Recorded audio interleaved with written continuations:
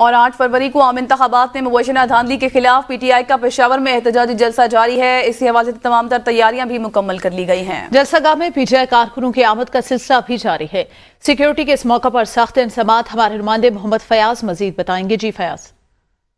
ہاں جی بالکل، ملک کے دیگر شہروں کی طرح صبح پشاور میں بھی پی ٹی آئی کی جانب سے جو ہے وہ احتجاجی جلسہ جو ہے وہ منعقد کیا جا رہا ہے، اور اس سلسلے میں کبوتر چوک میں جو ہے باقاعدہ جلسہ گاہ جو ہے وہ تیار کر لیا گیا ہے۔ اس سلسلے میں 15 فٹ کے 2 بڑے کنٹینر جو ہے وہ رکھ دیے گئے ہیں، اور وہاں پر اسٹیج بھی تیار ہے۔ پنڈال میں جو ہے تقریباً 7,000 کے قریب کرسیاں رکھی گئی ہیں، اور کہا جا رہا ہے کہ تقریباً 7,000 سے زیادہ جو لوگ ہیں وہ اس میں شرکت کریں گے۔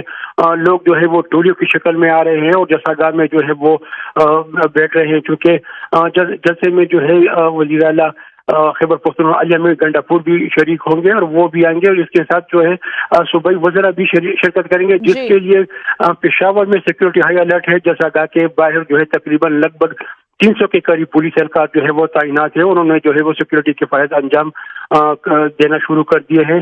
واک تھرو گیٹ بھی لگا دیے گئے ہیں، اور کھلاڑیوں میں جو ہے وہ کافی جوش و خروش پایا جاتا ہے، کیونکہ گزشتہ روز یہ اعلان کیا گیا تھا کہ پشاور میں مینڈیٹ چوری ہونے کے خلاف جو ہے وہ احتجاج کیا جائے گا، اور اس سلسلے میں تمام کارکنوں سے جو ہے وہ نکلنے کے لیے جو ہے ہدایت کی گئی تھی، اور یہ جو ہے اپیل کی گئی تھی، جس پر لوگ جو ہے وہ نکل رہے ہیں گھروں سے اور جلسہ گاہ کی طرف آ رہے ہیں۔ جی صحیح، وزیر اعلیٰ خیبر پختونخوا بھی شرکت کریں گے۔ شکریہ فیاض۔